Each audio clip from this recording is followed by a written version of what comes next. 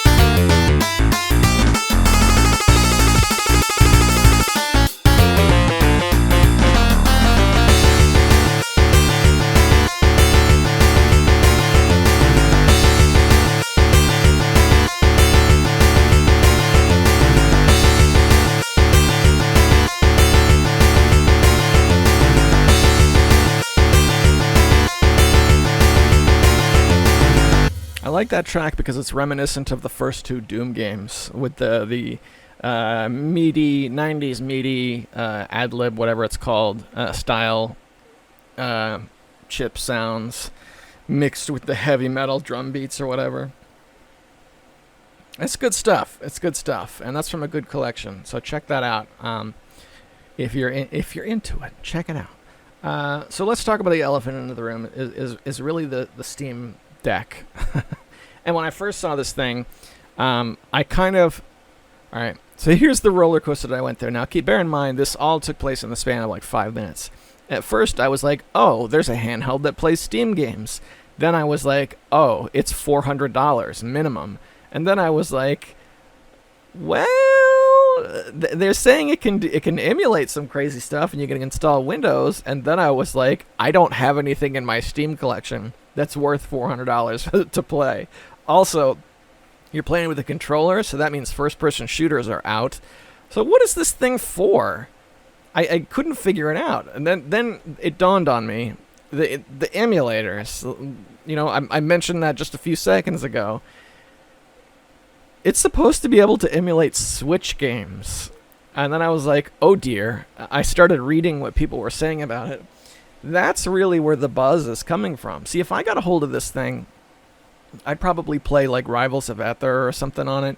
You know, I'd use it to play more of the local multiplayer games that I have. I'd put it like under, I'd carry some sort of external controller, and I'd fill it up with like the fighting games, you know, games that are much better when you play it with people, things like that. Split screen games, super indie carts. That's what I'd play it with. Now, bear in mind, those are all pretty cheap. None of those are super expensive games, unless you're getting like the latest fighting game. Then I guess that's pretty expensive. But I couldn't quite, you know, there's not $400 a game there. But there is if you rip off Switch games. That's right. If you go to your ROM sites and just download all of the games that you haven't purchased. Sounds a lot like the death of the Dreamcast to me. Yeah, so now I'm kind of worried. I'm not, you know, the reason why I'm worried is because this could shake up Nintendo pretty hard if this is the case. And I believe it is, because I was talking to Swingle a while back, and we were going over specs, and he was like, yeah, you could probably emulate Switch games on a good solid cell phone. It's not that hard to do, apparently, you know, chipset-wise.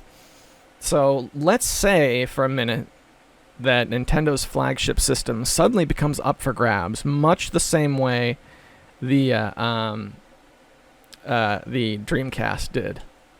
What happens then? Well, one thing I can tell you will not happen. Nintendo will not play ball and adapt. They just don't do it that way. You know? They're the Metallica of the video game companies. So I can foresee the price of online, since you have to pay an online fee now for Nintendo, going way, way up. I can also see the Switch, you know, being phased out before its time, much the same way the GameCube was, so they can make some sort of successor that specifically targets, all right, this thing cannot run on this Steam Deck, whatever. I see all this playing out in my head. I don't know if it's really true, you know, because we're still left with a $400 handheld. Now, make no mistake, this is a handheld device. They're marketing it as something that you can connect to a TV and easily put on a dock and then make it like use it like a desktop. And that's great, much the same way the Switch is, right? If you get the Switch, you can use it as a handheld, or you can dock it, pull the controllers off, and there you go. There's your old school or old style console, but I don't see that console functionality here. The controllers there's no Joy-Con equivalent on this thing. It's just a great big screen with a couple of joysticks on either side, a whole bunch of buttons, and then, you know, a couple of touch pads or whatever. I don't know.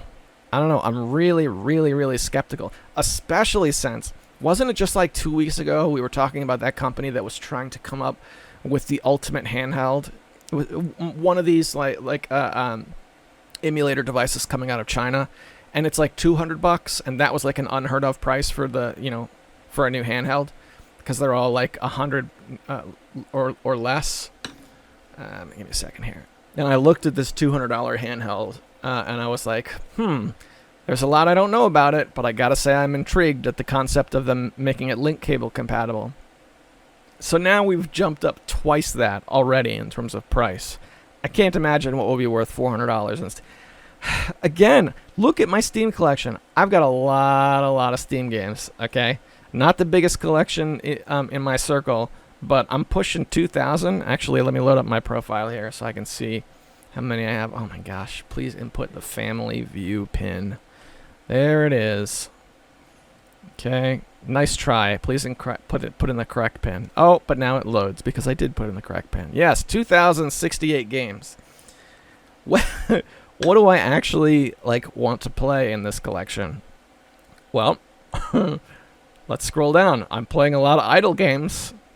That's kind of cool. Not gonna lie, would be pretty awesome to be able to play Territory Idle on a handheld. Does it have a touchscreen? I don't know. That'd be cool. Not going to pay $400 for it, though. Holy crap. No thanks.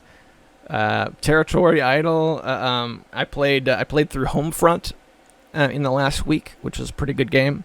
First-person shooter. Not going to play it with a controller. I've been a PC guy too long. Carmageddon, Max Damage. Played that this past week too. That's a pretty good game. I could see having a good time with that on a handheld.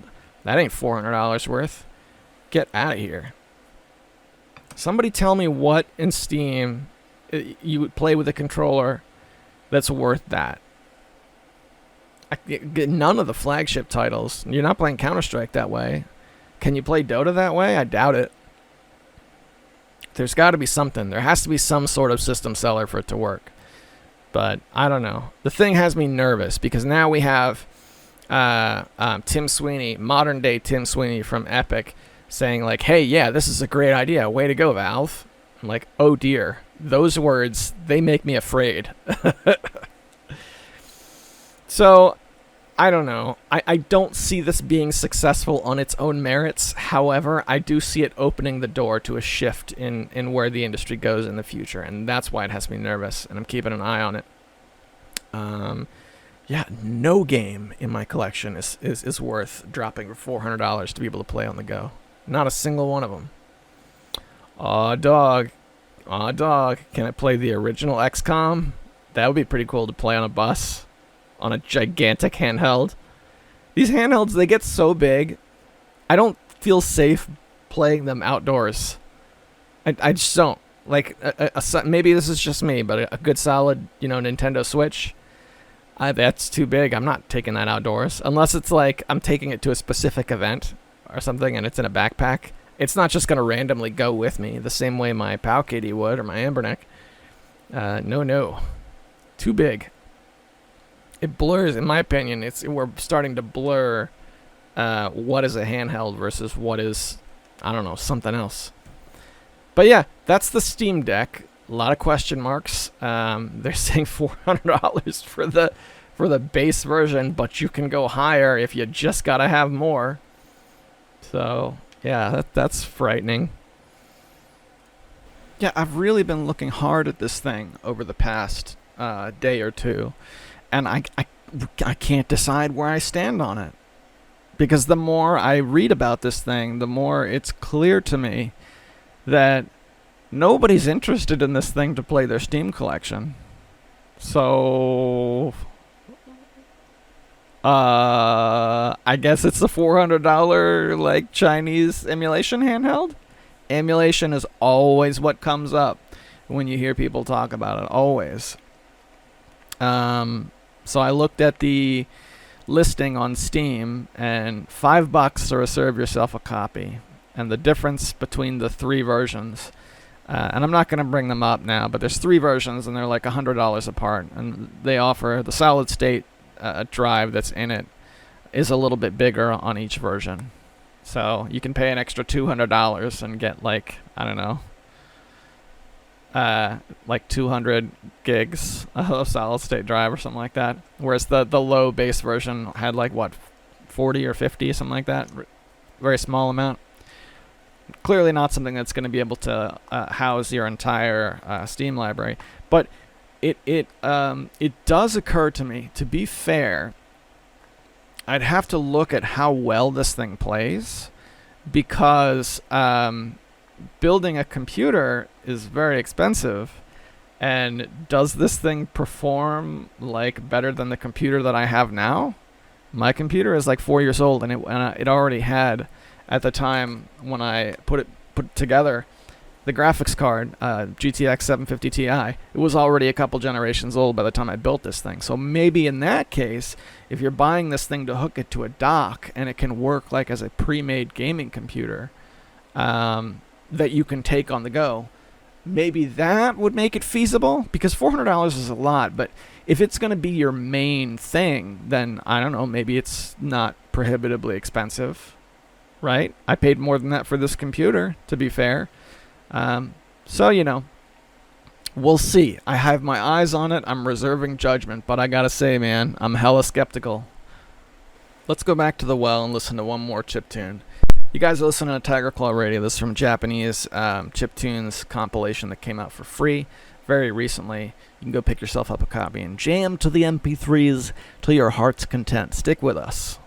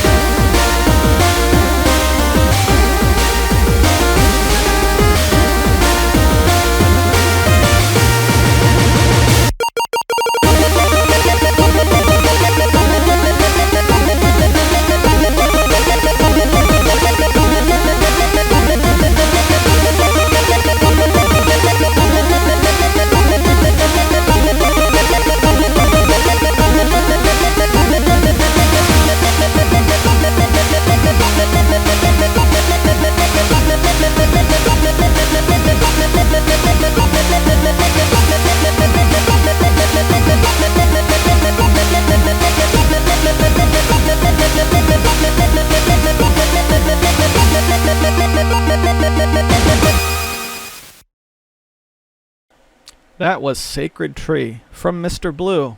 That's on the light side. It's track number 22 from this album. Don't know what the album's called. Navtos, I guess? I don't know. It's in Japanese. We'll see what we got. Well, alright, boys and girls. We're nearly at the 20-minute mark. This is around the time I like to just take a minute to thank the sponsors, because this is indeed a Patreon-sponsored program. And these individuals who give their resources are the reason that TCR comes back year after year, week after week, time and time again. So to them I offer early access to the show. Usually comes out Wednesday. This week's going to be Thursday. And then Monday for everyone else. Also, they get Monday Night Morrowind. Every Monday we play some Morrowind and hang out. And I read their names off in a hall of distinguished gentlemen here on the air. They are Hemrock, Tecmo Balls, Darabka, and Eric Kentroller. Thank you guys so much, and I hope you're enjoying the party. one of the classic pitfalls of being a Steam user is the excessive backlog, right? And this dates all the way back to when I first got on Steam, which was like 2009, 2010, something like that. Probably 2010. Bundles, there's a bundle that has one game in it, but it comes with 5 games. So you buy the one game and the 5 games stick in your Steam library or whatever. Sales, you'll buy 10 games in a sale and only play 1, maybe 2 of them. So I've started working on tackling this problem, and I've done a couple of things. Last week I talked about how I went through my entire Steam library one at a time, and I just hid every game that was like, I never want to play this, ever. Just hide. And I ended up hiding, let me see, I want to get the total game count. It was a lot, and it's grown since we talked about it as well. View, hidden games. How many? 446 games. It's a lot. And I'm looking through my hidden games list, and my goodness, not only is there nothing here I ever want to play, I also see like a lot of games that I've seen in my collection for years, like 2 different copies of Dear Esther, because they released the Landmark edition. Dota 2 public test mode, even if you like Dota 2, that's the public test mode. Get out of here with that. Yeah. Okay, so with those out of the way, it makes it easier to focus on the games that I want to play. But then, this past week, I did something in addition to that. I went through all of the games that were left after pulling out all the ones I never wanted to play. And each game that I have never played that I really want to play, I put it in a category called Backlog, right? It's the old adage, the backlog is huge, the backlog goes back 10 years, and in this case it certainly does. But now the backlog is clearly defined, and I can flip through it, and I can see what's next, what's up, to play. So this morning, flipping around in the backlog, Jade Empire has been in my backlog for years, and it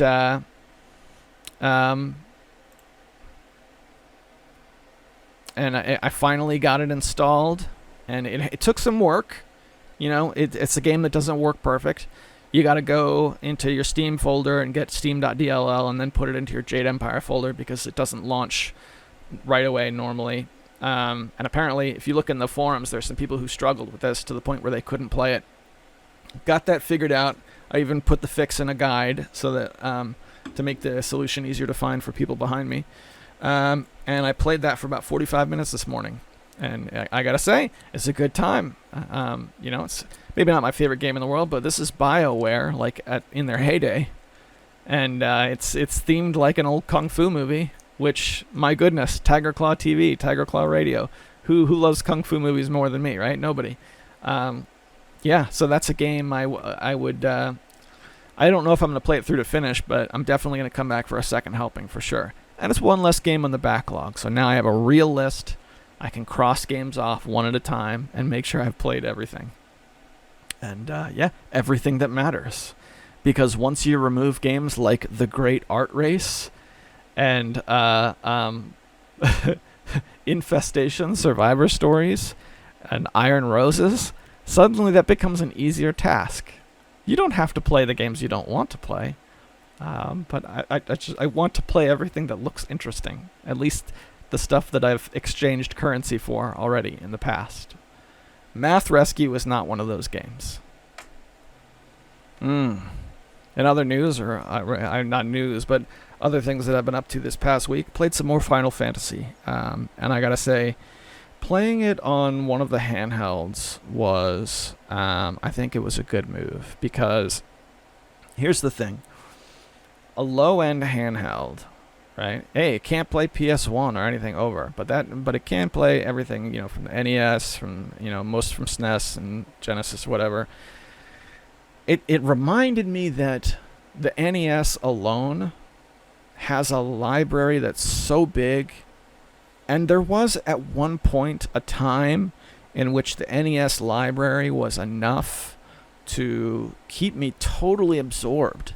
And when I would sit down to play games, I would just play games from the NES library. Now, granted, this is when I was like 16 years old, and I had a cardboard box like from an office, but just the lid. And in that lid, I would keep it flipped upside down, and my games were lined up inside the lid. And I would keep that next to me like a tray as I'd sit on the floor in my unfinished basement on a rug in front of an old TV, and I would just flip through my games that way. Played a lot of Bayou Billy in those days. Played a lot of Mario Brothers, the arcade game for the NES in those days.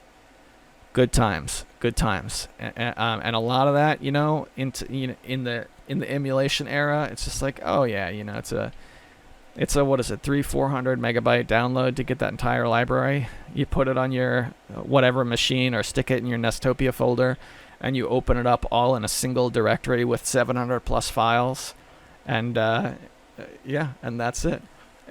It's nice to actually revisit some of those games and see what I saw when I was much, much younger.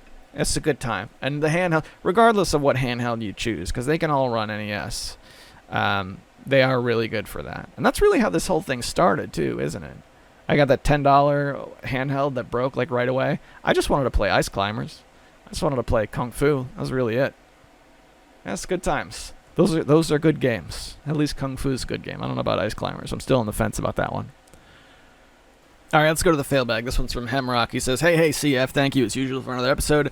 Battle the Bits labeling you as a troll as a barrel and a half of baloney farts, especially if it was because you downvoted only 2 songs. People can't take criticism. It'd be one thing if someone went through and 1-starred 20 straight tracks, but it's totally another if it just comes up, if it's just a couple of songs. Excuse me. It's lame that I think it's petty. It's so lame that I think it's petty. So I left a cheeky little message on your Battle of the Bits profile a day or two ago. I was totally in jest. However, I guess you can't joke around on Battle of the Bits because now I no longer have access to my account. I tried to log in close to 10 times today with no luck. I know I'm typing my password correctly, even though I went through the password reset thingamajig. It won't let me. It won't email me a reset link. My account is still on the website, but I guess I'm banned because I can't access it. In spite of all this, there's some great chiptunes on Battle of the Bits. I've attached a few of my favorites so far on the Summer Chip 11. These were some of the last songs I downloaded. Look, and there are some there. You know what? Let's take a quick break there so we can listen to one of these because I haven't heard these yet. Hemrock, if you don't mind. Actually, first, before we do that, let's address the banning of the Battle of the Bits thing. I'm really trying hard to not write off the site because there's a lot of good talent on that site, and as far as I know, maybe this has nothing to do with like the owner. It's just like one of the mods that I'm not getting along with or whatever. But here's the thing. I looked around after all this went down, and this really is, when it comes to chiptunes, this is the center of the community. This is the only place where everyone seems to gather and exchange ideas. They have a Discord. It's not, very few people talk there, even less talk about chiptunes. U Collective is down. The chiptunes, chipmusic.org is still around, but it gets like a song every couple of months or so. And there is the only other real option is there is a chiptunes subreddit if you want to give Reddit a try. And I do see good songs posted over there, but I don't want to just back away from the majority of the chiptune community. Also, one thing I did find out about just learning how to get along with those folks. And this is really weird, but it's something they have. They have something called an aura for each user. And it's a little colored border that goes around your picture that everyone can see. And it's a gradient color. It's some color on a gradient scale. And the way you upvote and downvote tracks alters your aura. So my aura is dark blue, which is like mostly a downvoting type person. Oh, so that means every time I post anywhere, whether I'm posting a track or posting feedback, they see it's coming from a downvoting person type guy because of their aura. Now, when I look at yours, because yours is still there, you've got a skull instead of a color, which I guess means banning, but they didn't actually say you're banned. It's weird. Actually, let me bring that up right now. How do I get to my profile? Yeah, there we go. By the way, the thing that he said that was so controversial was "Stop being so trolly, trollster," and then had a smiley face. There's nothing. You know what? I'm gonna put a like. I put a like. There is nothing inflammatory about that comment at all. If you got banned, they probably thought you were an alt account of mine. That's the only reason I can really think you might be banned. So I head over to your profile. I left a comment that said, "I'll be good, I promise." Yeah, and you are a criticist, which means you mostly just listen to music and leave comments. And your aura is the skull. So I don't know. Give boons. How many boons would you like to give Hemrock? I give Hemrock 1 boon. Nice message for Hemrock. Hi, Mang. Give boons. Alright. Let's see if that brings you back from the dead. Does it? Let's try it again. Maybe if I give you more boons. I don't know how many boons I have to give. It's gibberish. Give boons. Nah. I don't know. Yeah, I don't know, man. Whatever. I you know, that's Battle of the Bits. I'm not going to overthink their policies and whatever. Just try hard to remember that the person who I'm struggling with is not necessarily all the artists. It's just whatever ding dong is in charge of handing out the bans that have caused so much trouble. Yeah, so let's play one of the tracks he attached, and then we'll get back to the email. You're listening to Tiger Club Radio. Stick with us.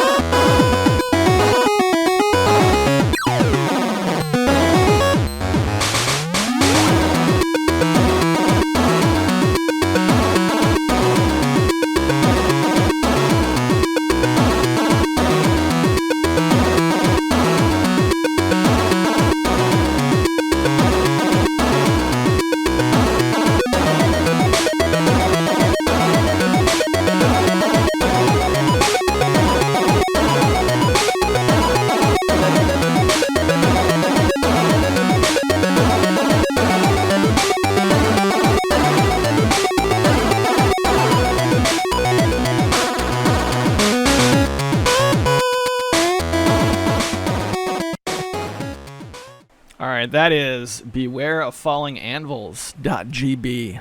Clearly an LSDJ track. From Fade. Man, Got to do another chiptune special, man. We got to do it. Got to do it.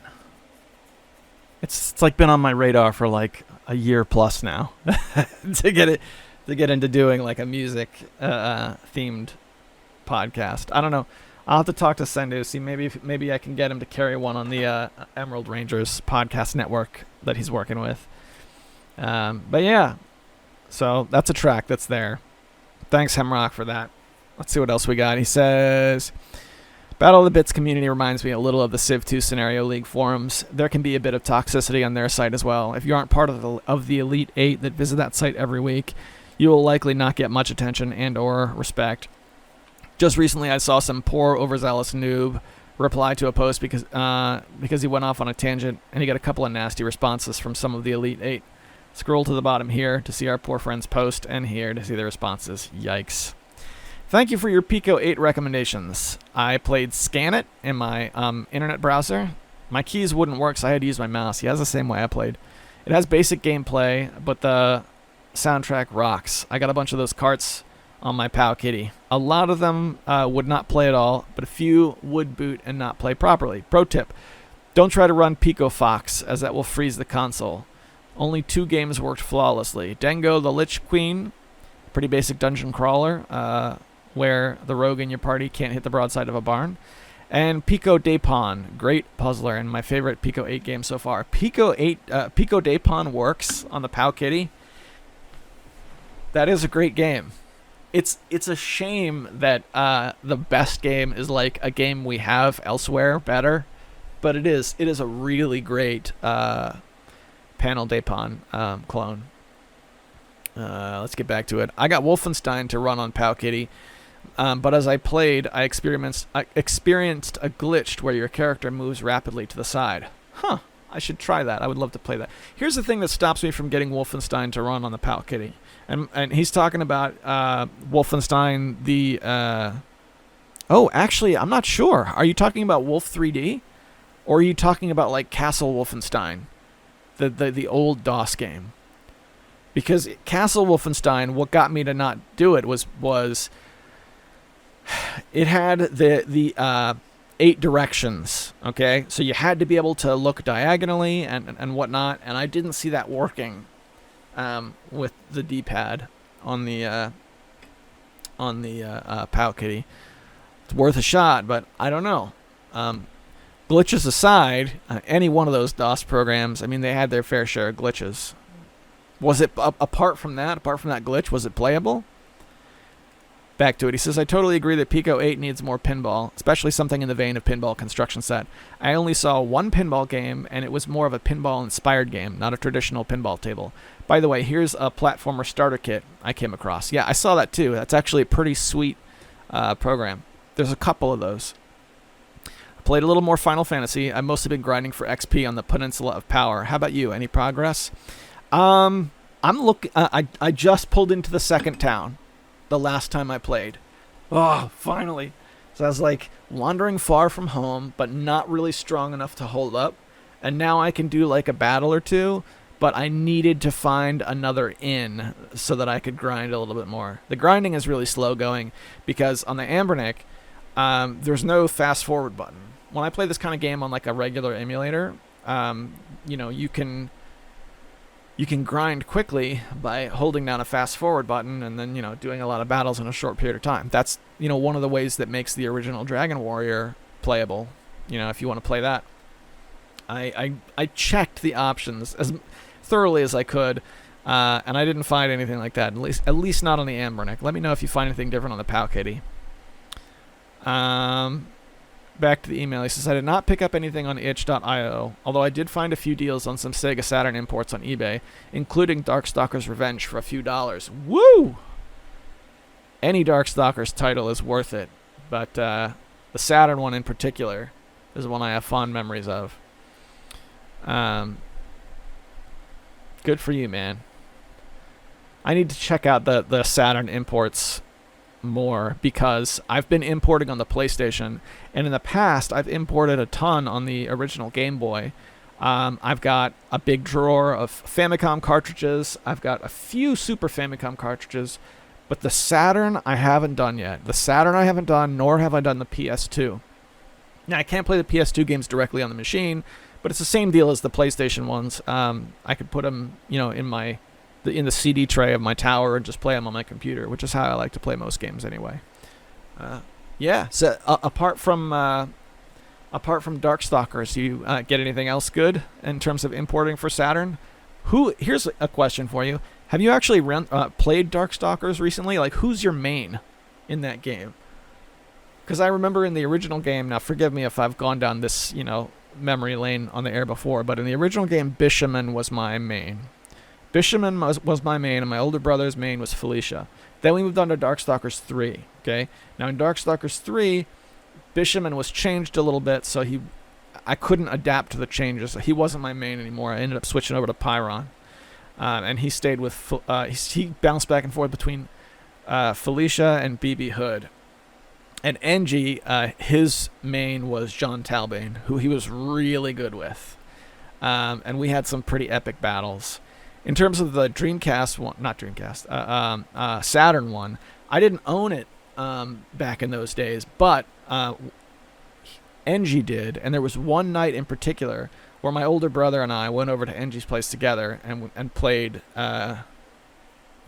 Darkstalkers on his Saturn late into the evening. It was a good time. Good to hear you mention Joy Taki on the show. It makes me feel... I feel it makes a yearly appearance on TCR, going back to the old days. You're right, and I don't know if necessarily that's a good thing, because I feel like Joy Taki is technology that should be... Like, we should have something better by now. Joy Taki is like Fraps. Do you remember Fraps? We had to use Fraps to capture footage, in like the late early 2010s. And it was phased out for better, a better, freer program. That's what we need for Joy Taki. But we don't have it yet, so it is what it is. Who are some of your favorite old YouTubers that no longer make videos? I just rewatched your Spring 09 Video Review Awards on a whim, and it reminded me of 2-Bit Gaming. What a great old channel. Gotta run. Rooting for you. Wow, that's a good question. 2-Bit Gaming in particular had a really good channel. Did you ever play You Have to Burn the Rope? I don't know if you can still play it now because of the retirement of Flash, but there's actually a Pico 8 version of You Have to Burn the Rope, which I found out about from 2-Bit Gaming. That's a great one. Let's see. I might have to dig back in to find some of my favorites. Give me a second. I can tell you when I first started watching YouTube, my 3 favorites were Angry Video Game Nerd, The Irate Gamer, believe it or not, and the third one was a girl. I can't remember her name. And she eventually retired like years ago. Ultra Neko. That's right. Ultra Neko. She was one of my favorites too. And then it turned out that she wasn't into games. And then, like, I don't know, sort of like left the community in disgrace for some reason. It was very weird and it didn't make a lot of sense to me. But she was one of my favorites back then. I don't think I don't think I would ever go back and watch those again, but she was one of them. Man, who else did I used to watch? It's got to be Burger Rider, right? Now, he actually made that return. Let's jump over to Burger Rider's channel again. He made that return a little while back, just for a little bit. Clickety-click, click, click, click. 817 videos. Goodness, Burger Rider. Yeah, it's been 8 months now. But how long had it been previously? Yes, 6 years ago. And then disappeared for many years and then came back 8 months ago. Nothing since then. We'll see. Now we know he's still around. Yeah, beyond that, I don't know. There were a lot of YouTubers I watched for small periods of time and then moved on. But those are a few that oh, by the way, you're talking about those old awards videos I used to do. Jason Urita did really, really good videos, But he was one of those guys who like killed his channel. Like when he left YouTube, he took everything down. I can't find his stuff anymore. And the reason why that sucks is because he did the best video to date I'd ever seen on the shareware era. It was like the shareware phenomenon or something like that. It's the best video I've ever seen to date on that subject. He talked about the creation of Commander Keen and how it was like created. The people who made it were like working for a company and made it using company property, and then the owners of the company found out and then like forced them to make more games or something like that. It was very weird. Yeah, and it's a great video. Really, really sucks that guy's gone. Yeah, but it's it's one of the things that goes along with watching YouTube. I get it now why Swingle is like, if you like a video, download it, because otherwise it'll be gone forever. Sure enough, in some cases, that is indeed what happened. Heading over to the Discord, in the Failbag channel of the Discord, we got a few things. Swingle says, "Lol at the Steam Switch. It has all the awful interface design of the Wii U with no improvements. Talk about it." Yeah, by the way, while we're talking about the interface design for the Steam Deck, I saw people laughing about the B button. Right in the upper right-hand side of the machine, you got the 3 buttons, or 4 buttons, excuse me. Right, they're equivalent of X, triangle, circle, square. And the circle button, which I guess is B on there, is like falling off of the of the controller. Like they couldn't quite center the 4 buttons, so that right-hand button is like halfway on the bezel. It's really weird. It is really weird. Desm says it's an odd way of controller placement for the hands. It'll probably make a splash when it launches, but it'll likely struggle to be as popular as the other consoles, mostly since the Steam user base doesn't have a huge need for a portable console. Yeah, right there.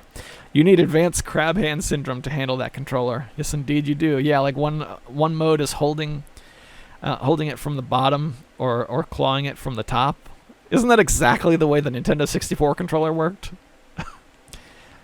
Swingle writes, I wrote it as a joke several years ago about why console players tend to hate keyboard and mouse, and console players have to cup their hands in the shape of crab incisors to grip the controller. After hundreds of hours of playing with the controller, their hands lock up like someone with RSI, preventing them from extending their fingers to utilize the keyboard.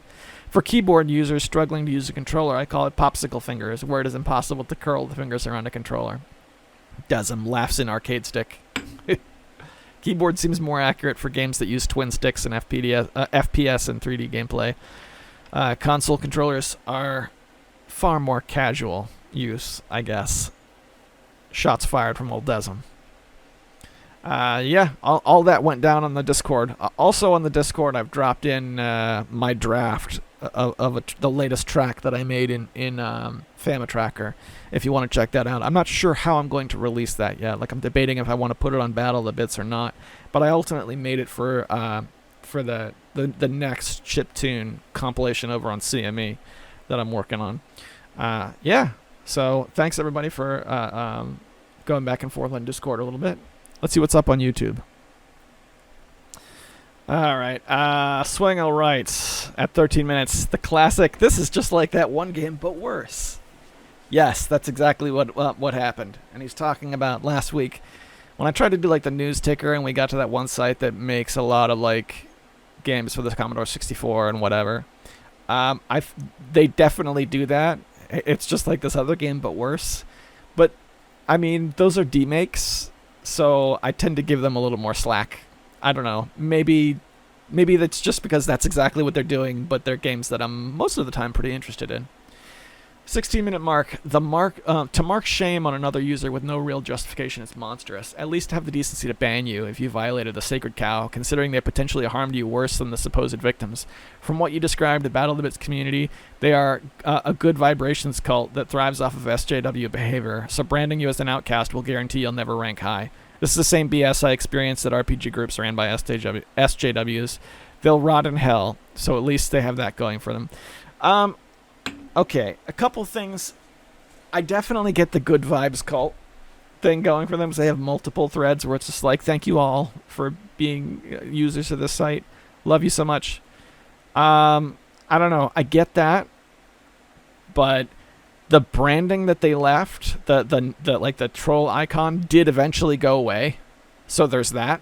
The only thing I can't shake is the mod who left the comment on my profile explaining that and what I had done to earn it. That was a public comment on my profile that I can't remove. That sucks. So yeah, I'll never rank high, but I kind of knew that at this point going in, even without my trouble with the site. At this point, ranking high isn't the goal. The goal is to meet chiptune bros and and be a part of a scene. Even without the issues, you listen to the really well done chiptunes. I wouldn't outrank those guys. That's not going to happen. But that's not the goal either. So it is what it is.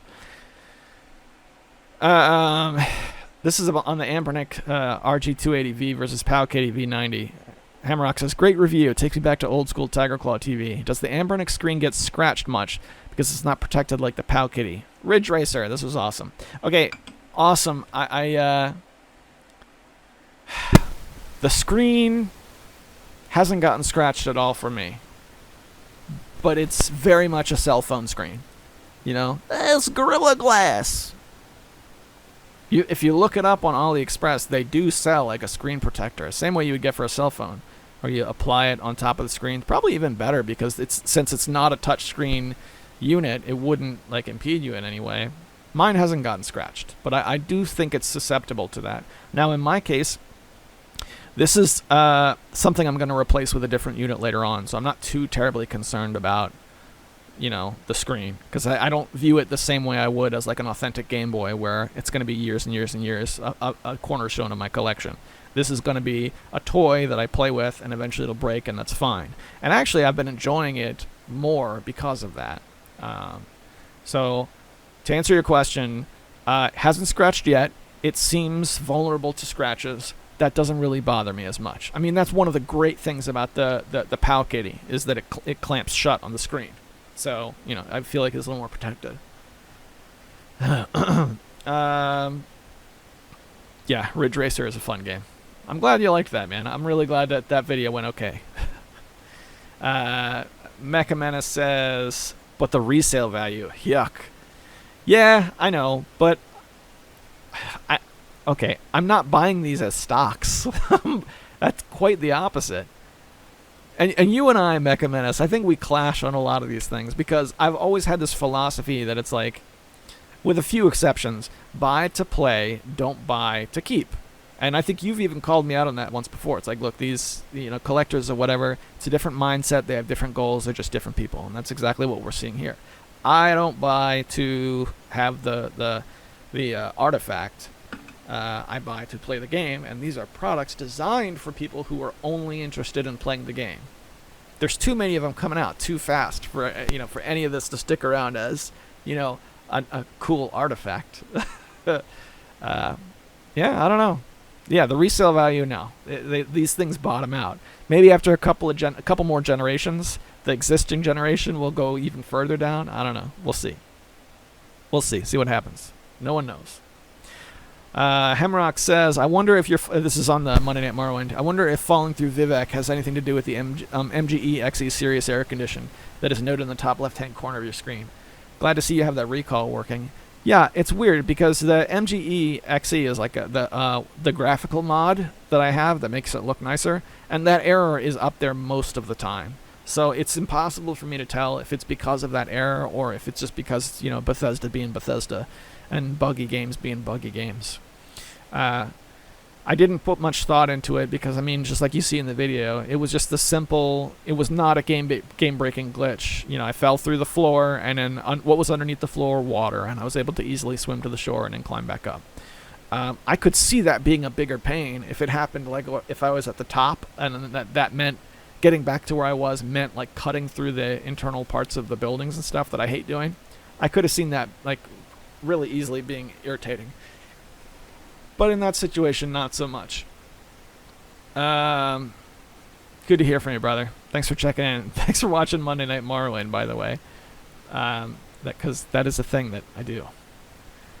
Mecha Menace says 50 games for the N64 that are good. That's easy. Naming 50 games with which you could have a great time will vary among peers. Death Adder may genuinely smile when he sees the 64 bits pixel popping pecs falling flat in a huge bungee square.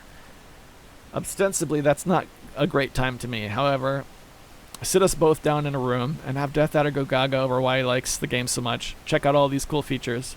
And didn't you know you could create your own man baby with a custom paint job to the point where he becomes fakelumped? I'm sorry, I don't know what that word means. Maybe that's a typo. Yeah, sorry about that. I'm sure a great time could be had with those games, even for someone who's prejudiced against oiled up, tassel hat, giant clown hammer wielding bubble man persons. Great games are built around great experiences. This is specifically why I don't keep the Mario parties in my library. I have no friends. That good game experience is totally absent when I play. I agree that the sentiment of the N64 was disappointing, given the Nintendo's pedigree and how much the system's power was touted. It's bad for a system that, from that standpoint, but there's more than 15 great games experiences. Maybe you should have thought up a tougher challenge, like coming up with 15 good games for the CDI or Memorex Viz. I would never ask people to come up with a bunch of good games for the CDI because nobody is interested in those systems. I think nobody's interested in those systems from a practical aspect. The only person I've ever met who gave a crap about the CDI was Seb, the half-blind gamer. Hang on one second here. And even then, it was because that was his thing. That was his that was his gimmick for his show. And when he would show off the CDI games, he would crap all over them and talk about how bad they were. So, yeah, CDI is a different, those are different things. With the Nintendo 64, this is a console that usually gets pretty high praise. People tend to like this thing, and I don't know. I just felt differently, I guess. But yeah, clearly going over the Nintendo 64, and I hope this is the last time we go over this for a while. Yeah, there were some things I hadn't thought of. It's got some worthwhile things on it. It's not a complete garbage system. It's just not my favorite. And that's okay. He says, furthermore, N64 prices and any other collectible are justifiable. Years of dealing with this, insert YouTube no word, on eBay has taught me that once something goes out of stock at general retail, it becomes a collectible. If people want to play a game, there are other methods. The main purpose of having a cartridge or disc is the physical nature of it, period. Sure, there are benefits. Running authentic media on original hardware is how these games should run versus emulator versus FPGA. Prices reflect the demand for those limited goods. Once a game or any other item goes off a market, it's immediately treated as a stock, whether or not people label it explicitly. You know what? I mean, you're probably right, but you're getting into a philosophy that I don't want to go to, just to be perfectly honest with you. When it comes to Nintendo 64, as far as I'm concerned, I think a lot of that value comes from where its stance is in emulation. Because you have something, like you said, that's been pulled from shelves, but it's also pulled from shelves in a way that makes it more difficult to play. Sega Saturn's the same way. It's very difficult to play an emulator of Sega Saturn. And if it was as easy as it was to play the Nintendo, I'm sure the games wouldn't be as expensive as they are. They'd probably still be expensive. I'm not saying they wouldn't be, because even the NES has its expensive games. I'm just saying it wouldn't be as expensive. And I think part of that is why Nintendo 64 is what it is. I don't know. Correct me if I'm wrong, because this is not me speaking from authority. This is just this is what I see when I look out into the landscape of video games. He says, I used to listen to a bunch of classical music maybe 15 to 20 years ago, and the song you made is similar to a mix of riffs, several tunes by Bach or Mozart. Was it purposeful? No, it wasn't. I just was poking at my keyboard and I put down, what came out quickly. I didn't really think much about it at all. That can be dangerous because that makes you susceptible to doing that thing where you quote-unquote write a song, but what you're actually doing is playing something stuck in your head that you can't place. So you think you've written something original and you haven't. Very susceptible to that kind of thing. So, hey, maybe it is, some other place, but never really been into classical music, even when I wanted to be. But yeah, this concludes the fail bag. Mecha Menace, brother, I hope you're doing okay. Thanks for checking in. It looks like you mainlined a few episodes of TCR in a row, so thanks much for that. Hope you're doing well. That's it for TCR this week. I want this to be the last week we talk negatively about Battle of the Bits, because that site, it's just a site for music, and the music is still great no matter what.